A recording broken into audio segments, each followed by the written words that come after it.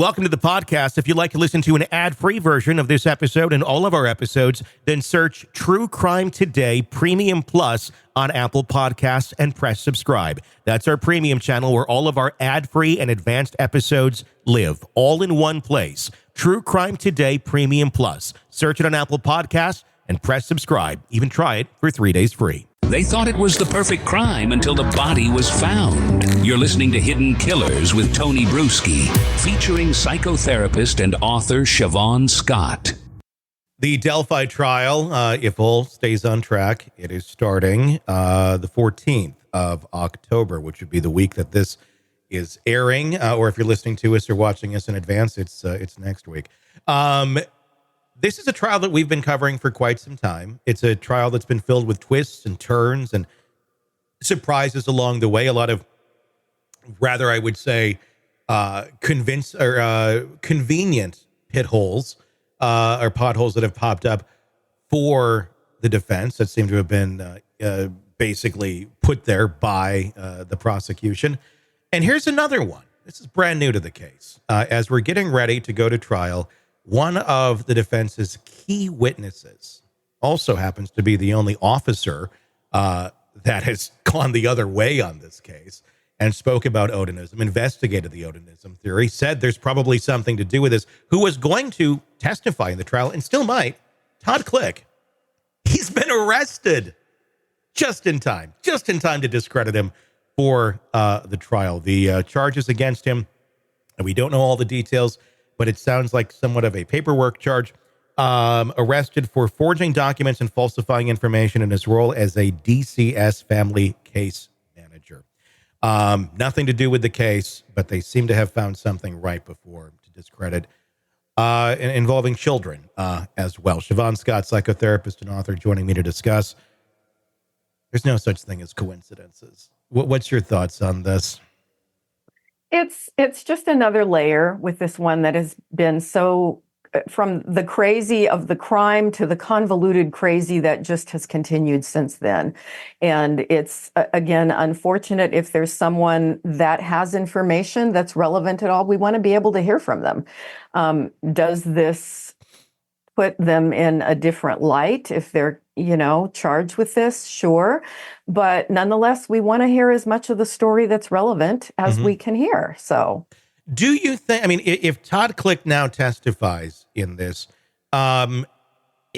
is this something they can use to try and discredit him? Can they say, well, look, you're talking about these two girls here, and you supposedly care so much about them. What about this over here in your DCS filings that you were working in? You didn't seem to care enough to file this correctly, or you forged something. We don't know the details.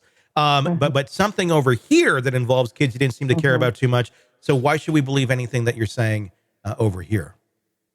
It would be my guess that would be brought up. Would the judge allow it to be brought up? Yeah. Again, probably discretion of the judge. Yeah. But I think we see that all the time with people testifying. If they're proven to have lied about one thing, then, it's alleged, then you must not be a person that tells the truth. So, well, and having him locked up and saying, sorry, you can't go testify, might also be part of this tragedy, the tragedy and the strategy, because I think it was a slip there, but true.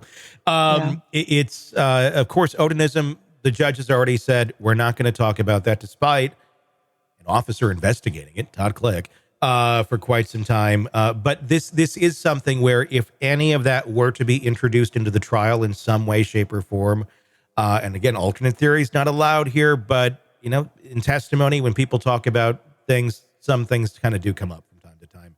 And I think this might have been an area where it could have been introduced in some facet into this trial. It just feels like this is another way to block a witness and prevent anything that they don't want being said in this trial from happening. It just doesn't add up. There's just so many things here in this whole case, time after time, where this looks like conspiracy. It looks like control. I don't know that it is conspiracy or just a conspiracy to cover up bad police work. And now it's gone to this length. Yeah, it's the lack of transparency that really bothers me. I feel like there's so much information we don't have, and that's why we would love to be able to watch the trial, because we don't know the contents of his computer, his cell phone, and so often with criminals, that's where you get the real evidence is what was on the computer. And we don't know that. We don't have any of that information. And we'd love to hear more testimony, possibly about alternate theories. But it's at this point, it feels like it's happening in a very hidden way. And that just feeds the sense that there's a conspiracy. The more that they try to hide, the more people take off and speculate. So. No, I mean, it certainly does. And it's disturbing to see where this might be going and just the miscarriage of justice on this whole damn case. We want to get to the truth. We want to find the answers. And why it feels that is the opposite of what the Delphi court system wants to have done. And Judge Gull just doesn't make any sense to me. It just doesn't add up over and over and over again. I'm hoping we get some answers once this thing gets into court, although we can't watch the trial. We can't hear the trial. Reporters can't tweet out, but they can use a notepad. So maybe we're going to be all shocked here. Maybe we're going to find some evidence out that, okay, Richard Allen really is the guy, and this is why they've been so hard pressed on it. I just don't know that that's going to happen. Yeah, I think the more transparency, the better. And it's not going in that direction. Yeah, I have so many questions about his mental health. We know he's become grossly psychotic in prison. Did he have any history of that before?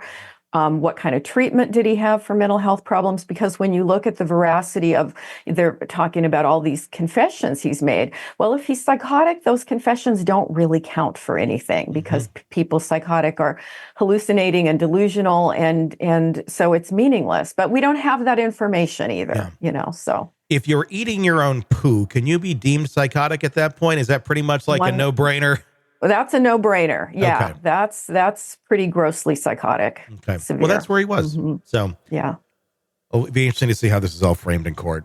Just another bizarre twist in this story. Welcome to the podcast. If you'd like to listen to an ad-free version of this episode and all of our episodes, then search True Crime Today Premium Plus on Apple Podcasts and press subscribe. That's our premium channel where all of our ad-free and advanced episodes live, all in one place. True Crime Today Premium Plus. Search it on Apple Podcasts and press subscribe. Even try it for 3 days free. You're neck deep in a dark, twisted tale, and just as the tension peaks, bam, a commercial about some miracle diet pill breaks the spell. It's like finding a fly in your soup after the first bite. But here's the fix. True Crime Today Premium Plus on Apple Podcasts. You get to enjoy your crime stories without the junk. Ad-free episodes, extended interviews that go beyond the surface, and early access to all the gruesome details. It's like swapping out a can of cheap beer for a glass of fine whiskey. So search for True Crime Today Premium Plus on Apple Podcasts. Subscribe and keep the darkness flowing uninterrupted.